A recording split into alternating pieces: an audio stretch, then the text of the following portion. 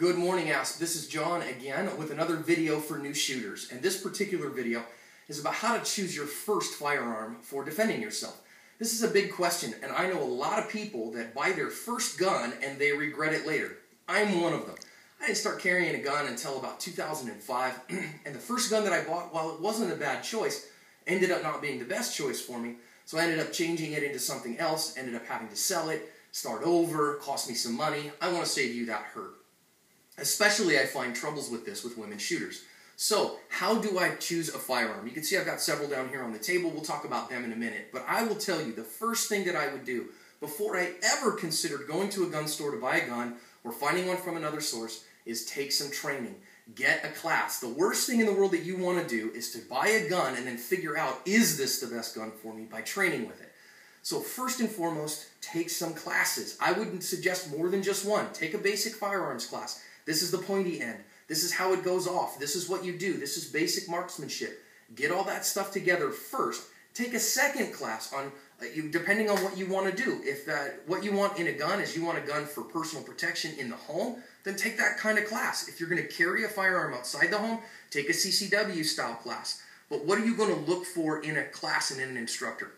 I have my opinions. Everybody has opinions. So here's what I want you to do. First of all, most importantly, those who can do are great, but just because someone's a great shooter does not make them a great teacher. So just because somebody is a great shooter, and they might be a USPSA Grandmaster, they may be the greatest shooter in history, doesn't mean they can teach you.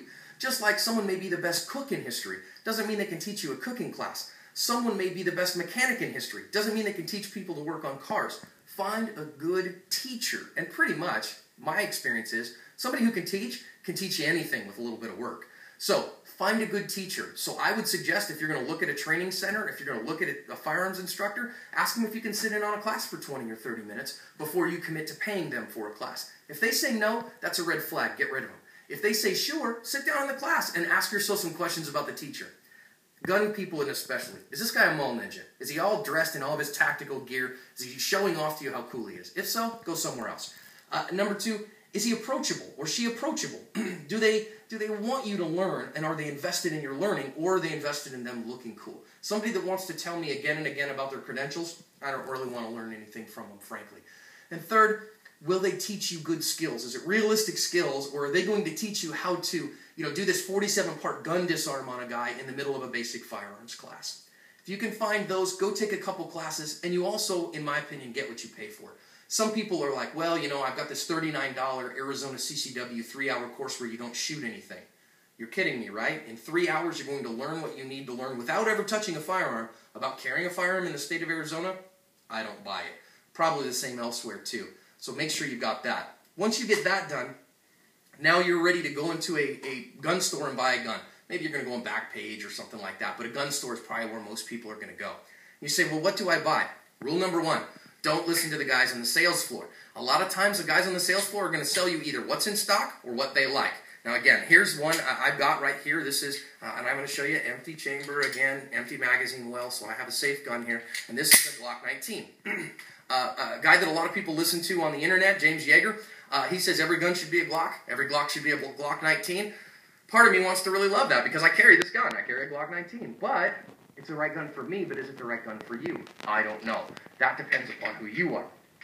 Here's another one. My wife loves this particular firearm. This is a Bersa Thunder in 380. Some people don't like 380. Some people say this gun's too small for them. For my wife, who's a petite gal, 5'1", 5'2", 105 pounds, this gun works very, very well for her. Might work well for you. Even smaller. We said, wait a minute, this is a Taurus TCP. It's a Ruger LCP clone. Again, nothing there, so I'll drop this guy. Little tiny pocket gun. And for some people, this might be great. Me, I carry this if I have to, but it's so small in my hands that it hurts to shoot. However, my son, my 13-year-old, not that my 13-year-old carries a gun, don't hear that, but he loves this gun, fits his hand wonderfully. So if you've got very small hands, might be great for you. A lot of people at a gun store as well, or they take a relative or whatever, and they say, well, we want to get you into a small revolver. In my opinion, the worst choice you can make for your first gun for self-defense for most shooters is a snub-nosed revolver. It's hard to control. It's little. There's not a lot of mass to it. Not my first choice. I have a couple here that I want to show you. First of all, this is what they call a K-frame 357 Magnum revolver. Now you can load this with 38 specials, and because it's got a little more mass to it, it's got a little longer barrel, this gun shoots super easy. Now, for a lot of ladies, this kind of a firearm is a very effective tool for home defense. Now obviously it's too big to conceal. You know, you're not going to ram the sucker down your leg and go limping off into the sunset. But for a home defense gun, this is great. An even better one, frankly, is this big boy. And some people go, holy moly, it's the Dirty Harry Special. It is. In fact, this is an M-framed big monster, 44 Magnum. And, you know, I almost feel like you have to, whenever you pick this gun up, you've got to pull a Dirty Harry.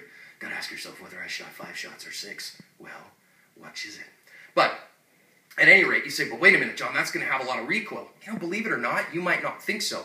The grips that are on this gun help recoil quite a bit. And this particular gun, I'm going to rotate this, and you can probably see it's got a bunch of holes on the top. That's what they call a vented barrel, or a ported barrel. And so that keeps the muzzle flipped down. I have video of my son at 12 years old shooting this gun and shooting it very effectively and quickly at self-defense distances. Might be a great choice.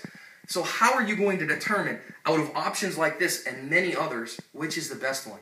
My only response to that is, after you've trained, shoot. Get a bunch of them and go shoot. Find a friend who's got a bunch, or find a range in town that'll allow you to rent a bunch of guns. It might cost you $10, $12, $15 to rent a gun. Might cost you, they might say $25 or $50 to rent a bunch from the case, or as many as you want. You'll probably have to shoot their ammo. But that $50 might let you shoot 10 guns so that you can see what one works best for me. This one works well in my hand. I don't like the feel of that gun, but I do in this one. And after you know how to shoot, that could be the $50 that saves you $250 of $300, $500 of buying the wrong gun.